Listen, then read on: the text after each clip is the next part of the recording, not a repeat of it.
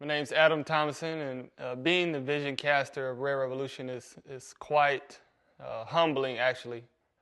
Born and raised in Detroit, Michigan, and I grew up on the inner city of Detroit, Michigan. What that means, 8 miles segregated the African Americans and the European Americans. And if you live below 8 Mile, you were probably African American. If you lived above 8 Mile, you were probably European American. And so I grew up with a very, very, very, very pro-black mentality. And when I grew up on 6 Mile, even within the church, it was the mentality that the African Americans do life this way inside the body of Christ, and the European Americans do life another type of way. And there's no way that life can be done together. And so I remember thinking then, before I left Detroit, that, man, that's really a shallow gospel if God can save us eternally, but he cannot change the way that we do life in an earthly sense. And so when God, by his grace, he moved me from Detroit, Michigan, down to Savannah, Georgia, I really had a cultural paradigm shift, because everybody that I was used to seeing, like the lower class, the struggling from day in to day out. There's numbers of time to where we eat bread for breakfast, lunch, and dinner. I went from that to a school that the majority of the students' parents were paying for their college. College with $37,000 a year. So God blessed me with a scholarship. And so culturally, I just saw this shift. But what really changed and revolutionized my paradigm is when I met a guy by the name of Brian Buck, who was a Caucasian American, and God just really allowed him to show love towards me just as Jesus would. And was I resistant? Yes, because he is of another earthly race. He looked different than I did. He dressed way different than I did. He ate different than I did. He even vacationed different than I did. And so those were all things that kept me at an arm's length from him for even receiving the love of Jesus Christ.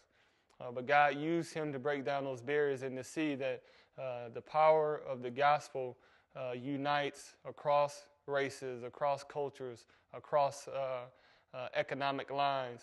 And what I started to see in myself is that I had affinity and a love for the things that Brian liked. I grew up on gospel music, shouting, running around the church, whatever you want to call it. So a person who was up there singing unto the Lord, playing a guitar, like that just wasn't powerful to me.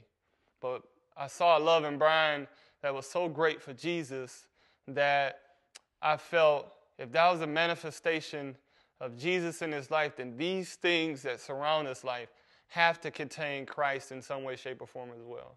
So I started to embrace, whether it was the hymns or the acoustic music or the contemporary praise and worship, I embraced all those things because I wanted to have that love of Jesus Christ that I saw in Brian in myself. And I knew that my culture, or I started to realize that my culture didn't contain, it couldn't grasp all that there was about an infinite and an unfathomable God. Psalms 145:3 says, the Lord is great, and his name is worthy to be praised. Who can fathom who he is? And so I started to realize how shallow of me, or how shallow of me was it to think that I can limit God to my culture, whether I said that purposely or whether I said that in the things that I just always gravitated towards in preference. And so as life continued to go on, I started to realize that, man, I like these things, and God took this guy who had nothing or wanted nothing to do with the forms of rock that showed Jesus, or the forms of acoustic, or the forms of hymns, or the forms and stylistic preaching that was different from our culture. He took a guy who was so pro his ethnicity, and he says, you know what? Jesus is found in these things as well. Paul says it best in 1 Timothy chapter 1, 15 and following. He says, you know what? The grace of the Lord is clearly seen because I was the chief of sinners, and look, he is using me to lead people unto the Lord. And what I'm saying is that the Rare Revolution, it's not a gimmick.